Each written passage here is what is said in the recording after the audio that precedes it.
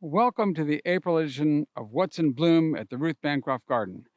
This has been a winter that just hasn't wanted to quit, and we don't usually have frost warnings at the end of March like we did this year, even after the spring equinox. But we've had a lot of rain and a lot of cold. So today it's feeling really spring-like, and we're glad to have it here. You can see that the oak tree above me is putting out its new leaves, and it's thinking it's spring, and a lot of things are coming in bloom at the garden. So we'll have a look at some of those. Each month we have a selection of plants that are in bloom in that month in the garden, and we make a sheet that we hand out to our visitors called What's in Bloom. So here we're going to walk you through some of those that are on the list for April. Here we have a wonderful plant called Lotus berthelotii. Now, this is the plant whose Latin name is lotus, not the common name lotus, like the thousand-petaled lotus, which is a totally different plant. But this one is in the pea family, and it comes from the Canary Islands. It's a creeping plant with very fine textured foliage and these wonderful yellow and red-orange flowers.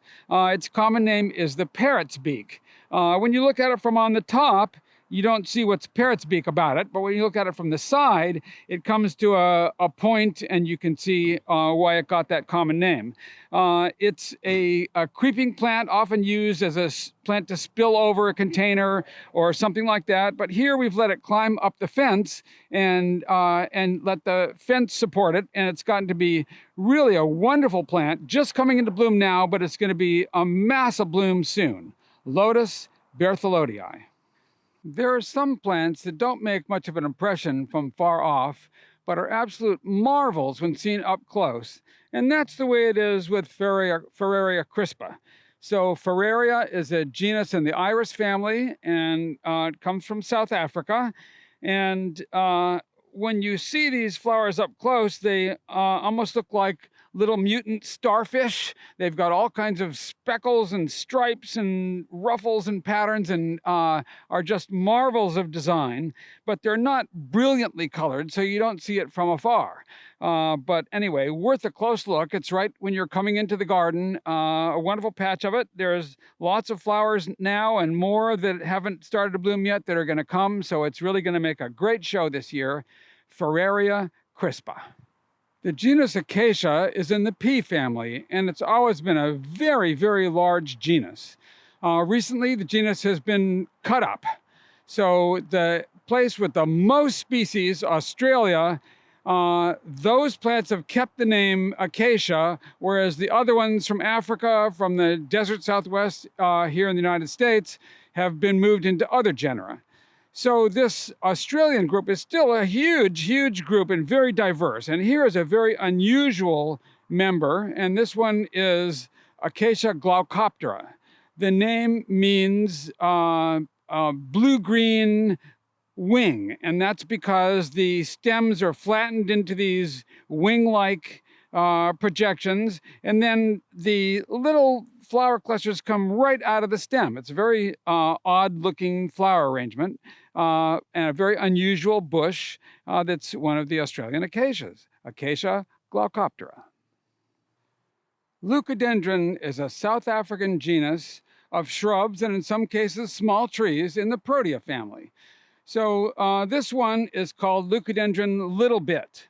Now, in the Proteaceae family, a lot of the plants have flower heads, oftentimes mistaken for a single flower, but they are actually a cluster of flowers in a head.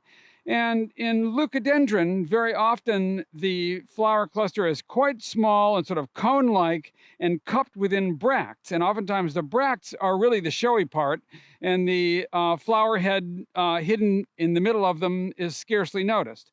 But in this case, the bracts are a pale yellow color, and the flower head is red and yellow. So altogether, it just makes a wonderful show. And little bits on the short side, maybe 4 feet or so tall, but with many, many flower heads, and really a great burst of color at this time of the year. Leucadendron Little Bit.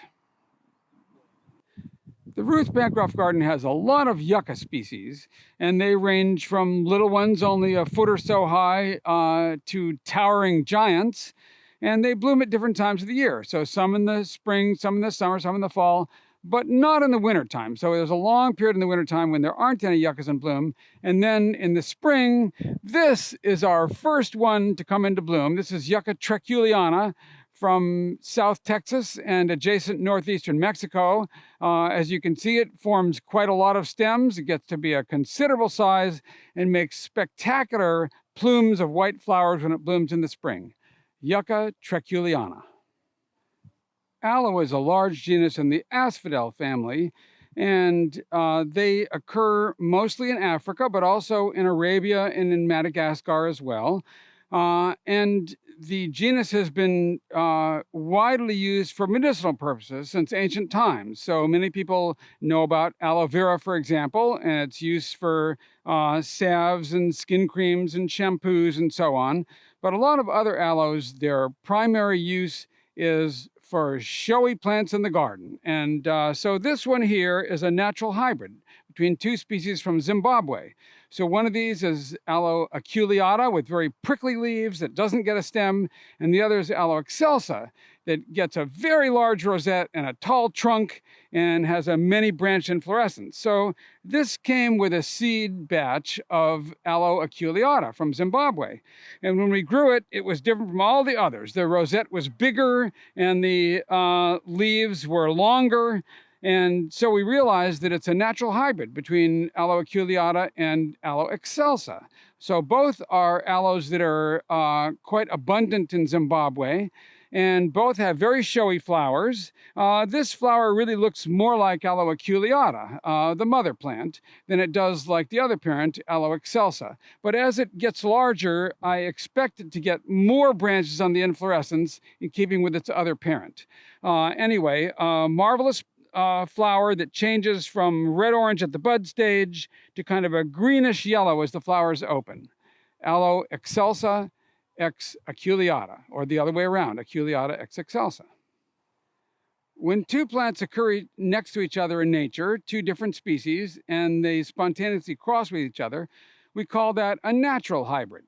And there are lots of examples of that. But in other cases, we have man-made hybrids, and this is one of those. So our Aloe aculeata crossed with Aloe excelsa is an example of a natural hybrid that occurs in Zimbabwe. And this is an example of a man-made hybrid because I did it myself. I crossed Aloe excelsa, which has a very large rosette and gets a considerable trunk in time, and has a many-branched inflorescence, with Aloe petricola, which has fewer floral branches, but has oftentimes a striking division between the red of the buds and the white of the open flowers. So what I've got is a plant that's bigger than Aloe petricola would ever get, but not as big as Aloe excelsa, has many branches from the Aloe excelsa parent, and this red and white coloration from the petricola. Now, it's just getting going, and so what you're seeing now is mostly the red of the buds. But as the flowers open, they turn white. And so as the flowering progresses, all these stems will be white at the bottom where the flowers are open and red above where they're still a bud. Aloe excelsa ex petricola. On our What's in Bloom sheet each month, we have a selection of wonderful plants that are in bloom in that month. But there's only room for so many things on that sheet, and there's lots of other things that are in bloom in the garden at any given time. And we encourage you to come to the garden and see for yourself. Like right behind me is a Kalanchoe sexangularis from South Africa with its yellow flowers. It's really making a show right now, but there just wasn't room enough for everything on that list. If you're nearby, you can come on and see the garden anytime. If you're farther away and it's not possible to come and visit the garden, well, there's lots to see on our website too. We have the past What's in Bloom sheets from previous months. We have plant highlights. We have various webinars and classes. And we have music in the garden and the sculpture show in the summertime and all kinds of other things. So check out our website when you get a chance. www.ruthbancroftgarden.org.